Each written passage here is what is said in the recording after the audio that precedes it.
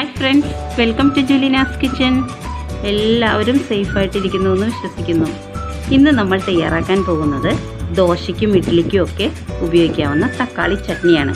വളരെ ഈസിയായി ഉണ്ടാക്കാവുന്ന ഒരു തക്കാളി ചട്നി. അപ്പോൾ നമുക്ക് അതെങ്ങനെയാണ് തയ്യാറാക്കേണ്ടതെന്ന് നോക്കാം. ആദ്യം നമുക്ക് ഒരു പാൻ വെച്ച് ചൂടാക്കാം. അതിലേക്ക് 2 ടേബിൾ സ്പൂൺ വെളിച്ചെണ്ണ ഒഴിച്ചു കൊടുക്കാം. നിങ്ങൾക്ക് ഇഷ്ടമുള്ള ഓയിൽ യൂസ് ചെയ്യാം കേട്ടോ. എണ്ണ ചൂടായിട്ടുണ്ട്. ഇതിലേക്ക് നമുക്ക് 4 വെളുത്തുള്ളി ചോപ്പ് ചെയ്തത് ഇട്ട് കൊടുക്കാം കേട്ടോ.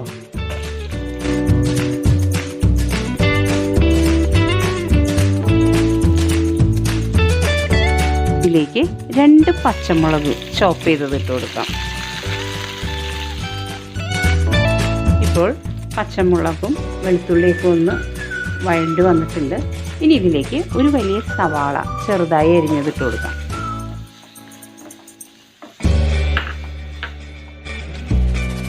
സവാള ഒന്ന് ചെറുതായി വാടി വരുന്നുണ്ട്.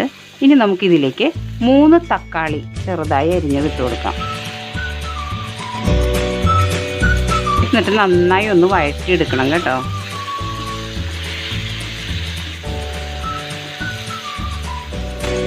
ഇനി ഇതിലേക്ക് ഉപ്പിട്ട് കൊടുക്കാം.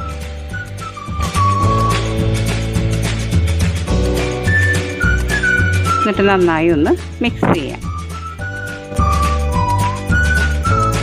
ഇപ്പോൾ തക്കാളിയും സവാളയൊക്കെ നന്നായിട്ടൊന്ന് വഴറ്റിയെടുത്തിട്ടുണ്ട് നമ്മൾ.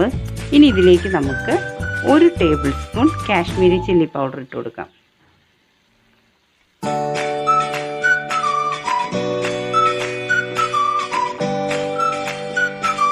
ഈ കാശ്മീരി ചില്ലി പൗഡറിൻ്റെ പച്ചമണം ഒന്ന് മാറുന്നത് വരെ നന്നായി വഴറ്റിയെടുക്കണം കേട്ടോ. ഇപ്പോൾ കാശ്മീരി ചില്ലി പൗഡറിൻ്റെ ആ പച്ചമണമൊക്കെ ഒന്ന് മാറിയിട്ടുണ്ട്. ഇനി നമുക്ക് ഫ്ലെയിം ഓഫ് ചെയ്യാം. ഇനി നമുക്കിത് തണുത്തതിന് ശേഷം മിക്സിയുടെ ജാറിലിട്ട് അരച്ചെടുക്കാം. ഇപ്പോൾ ഞാൻ തക്കാളി ചട്നി അരച്ചെടുത്ത് കഴിഞ്ഞു കേട്ടോ. നമുക്കിതിലേക്ക് താളിച്ചൊഴിക്കണം. താളിക്കാനായി ഞാനൊരു പാൻ വെച്ച് ചൂടാക്കിയിട്ടുണ്ട്. അതിലേക്ക് നമുക്ക് 1 ടേബിൾ സ്പൂൺ വെളിച്ചെണ്ണ ഒഴിച്ചു കൊടുക്കാം. എണ്ണ ചൂടായിട്ടുണ്ട്. ഇതിലേക്ക് കടുകിട്ട് കൊടുക്കാം. 1/2 ടീസ്പൂൺ കടുകിട്ട് കൊടുത്തു. കടുക് പൊട്ടിക്കഴിഞ്ഞു. ഇനി ഇതിലേക്ക് കറിവേപ്പിലയും 3 ഉണക്കമുളക് 2ആയി കീറിയതും ഇട്ട് കൊടുക്കാം.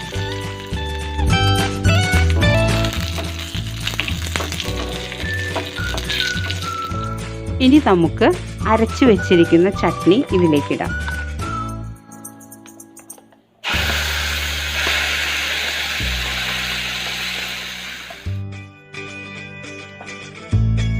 ഇനി ഇത് നന്നായി ഒന്ന് മിക്സ് ചെയ്യാം.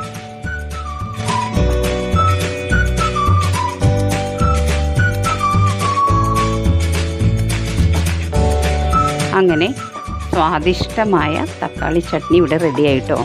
ദോശയ്ക്കും ഇഡ്ഡലിക്കും ഒക്കെ ഉപയോഗിക്കാവുന്ന നല്ലൊരു തക്കാളി ചട്നിയാണിത്. ഇനി നമുക്ക് ഫ്ലെയിം ഓഫ് ചെയ്യാം. നമുക്കിത് ഒരു സെർവിങ് ഡിഷിലേക്ക് മാറ്റാം.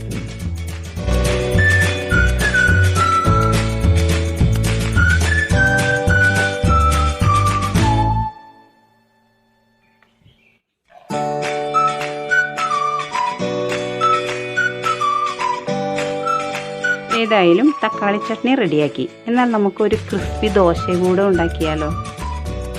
ഞാൻ ഈ പാനിലേക്ക് ഒരു ദോശ ചൂടാൻ പോവാട്ടോ.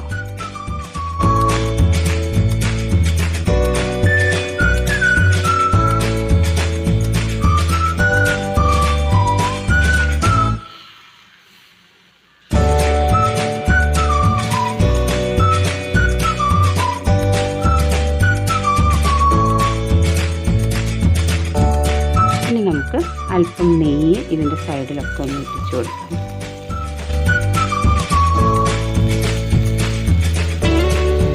കുറച്ച് അതിൻ്റെ നടുക്കൊക്കെ ഇട്ട് കൊടുക്കാം.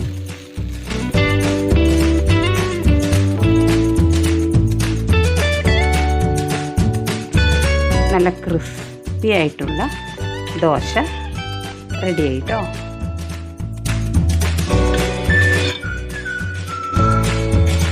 പിന്നെ ക്രിസ്പിയായ ദോശയും നല്ല സൂപ്പർ തക്കാളി ചട്നിയും റെഡി ആയിട്ടുണ്ട്.